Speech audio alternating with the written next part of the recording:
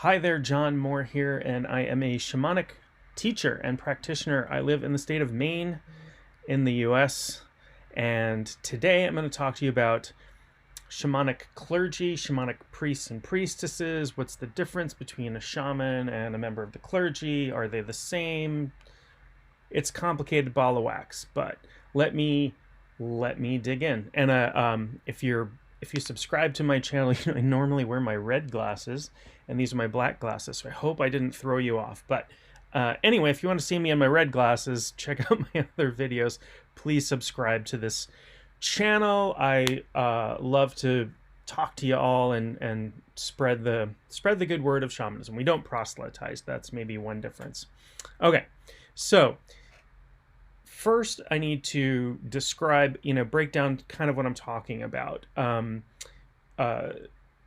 talking about people who play the role of shaman in any culture, and that includes Western culture, and people who play the role of clergy. And are they different? Are they the same? Is there overlap? Is somebody who is a shaman performing the same role as somebody who is considered clergy? So I cannot speak for every religion on the planet, and I don't know every religion on the planet, but I will speak from personal experience in shamanism, personal experience knowing members of clergy, and participating in ceremonies from different religions and that sort of thing. So first of all, clergy is what we call a spiritual functionary. Amongst a group of people, they play a role in the spiritual life of the people in that group. So would a shaman or shamanic person. Not everyone. There are lots of solo practitioners of shamanism out there who don't even work with other people, and so we will set that aside for a moment because they're clearly not playing that role. But in many indigenous cultures where there is a shaman, they might play the same role, the same functional role as clergy. They would be leading ceremonies frequently for healing or for rain or to find food or to know when to plant, or that sort of thing.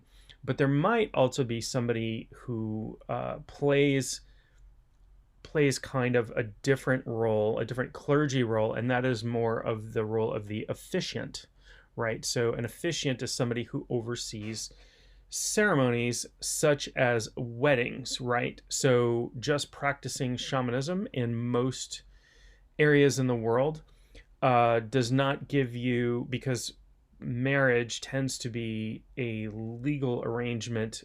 Besides the spiritual aspect of marriage tends to be a legal a legal aspect, a legal thing, a legal arrangement, a legal understanding, if you would, between the couple and the state, right? The country or the state or the city or wherever you live.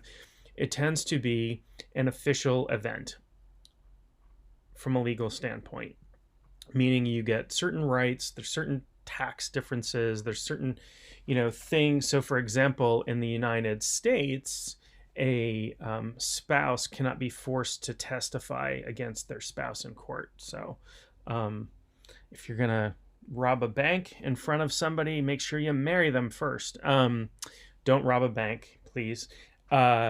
So anyway, so that role, usually there are some requirements to be an officiant. You have to be ordained, usually by an organization, through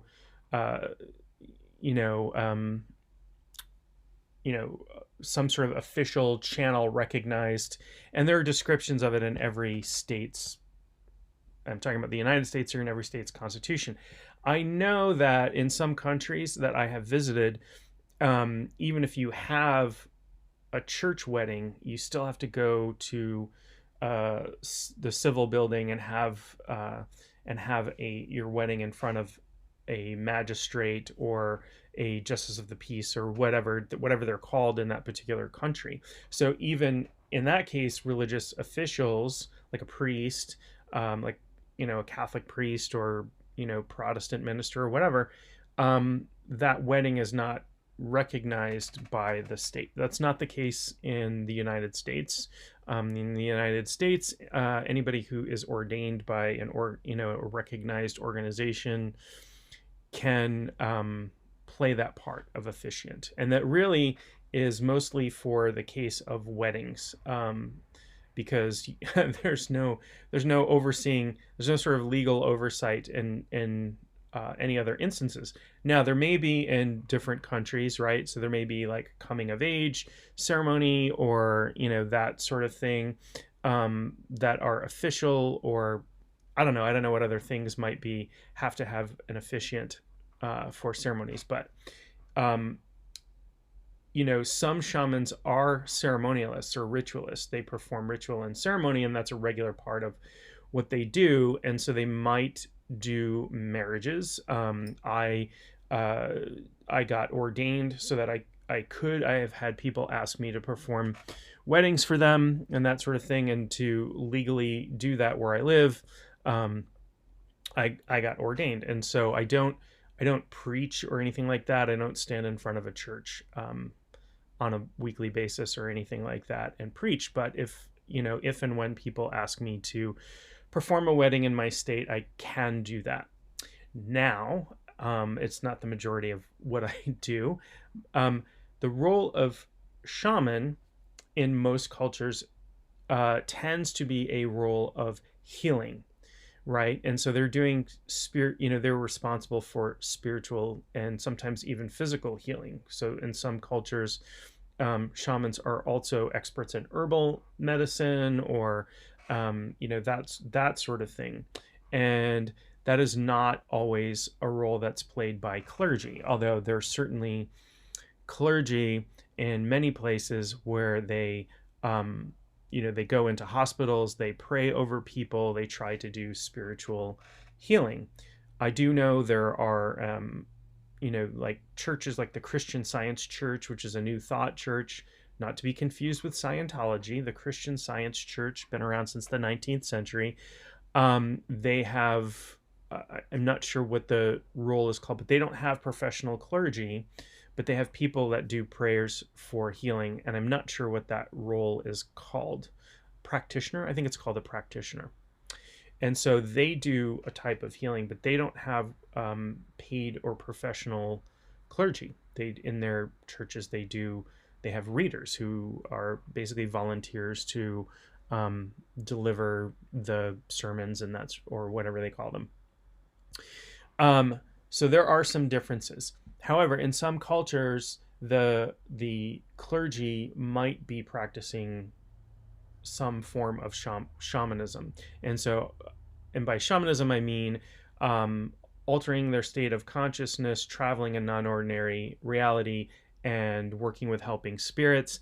And I can think of, for example, Tantric Buddhism, where that is something that is done, and shamanic practices are woven in lots of places like Tibet and Nepal. And so there might be religious officials there, monks or what have you, that also are shamanic people. So there's a little bit of overlap there.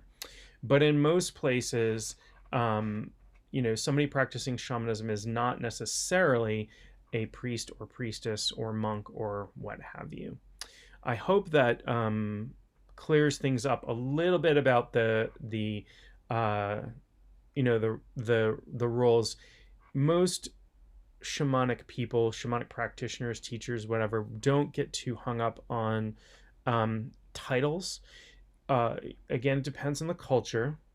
So where and one of the big differences between shamanism and most religion is sort of a fundamental lack of organization. So shamanism, well, in some cultures you have to go through certain initiations, and it might be hereditary, or you might have to have gone through some kind of crisis. There's selection criteria for shaman.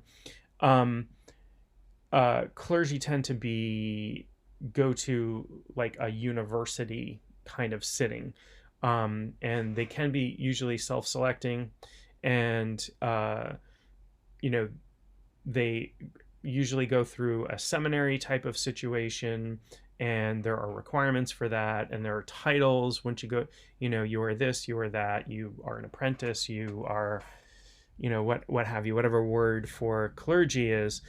If we look at, say, the Catholic Church, for example, you've got, you know, you've got lay ministers, you've got priests, and I'm sorry, I'm not an expert in Catholicism, so if I misspeak, please forgive me, but I'm just describing that there are lots of different titles, right? You've got monsignors, you've got cardinals. I don't know if those are different things. You've clearly got the Pope at the top. You've got the College of Cardinals, so that's I don't even know if that's a different structure.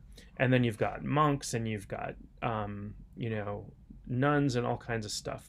So there are all of these different sort of titles and positions and ranks and that sort of thing, and that doesn't really exist in shamanism, other than a sort of student, teacher, apprentice, mentor kind of situation, and that's just for the sake of learning and getting through the training that you need to get through in whatever tradition you're studying in. So there are some differences. There's no organization. There are organizations that support shamanism, but there's no organization that oversees shamanism, particularly on a global level. And I'm not aware of any on a local level either. I guess that could exist somewhere that I'm not aware of, but there's no oversight body. There aren't, you know, there's no, it's not a pyramidal structure. If you think about a traditional church with the Pope on top, and then the cardinals and the priests and the nuns and the lay ministers, and, you know, on and on and on, down to the, you know, just the people. So usually there is, you know, a person goes to a shaman for some healing or ceremony or whatever, and so that is kind of a difference as well. So they can overlap in some cultures, but usually those are, in most places, those are different roles. And I hope that clarifies some of the differences. And I have another video on whether shamanism is a religion. The spoiler alert is no, it is not a religion in the way that we tend to think, that most people think of religion. And if you're interested, I've, you know, placed a link to that somewhere along the line in this video. Anyway, I hope you're happy and healthy, and I will talk to you really soon.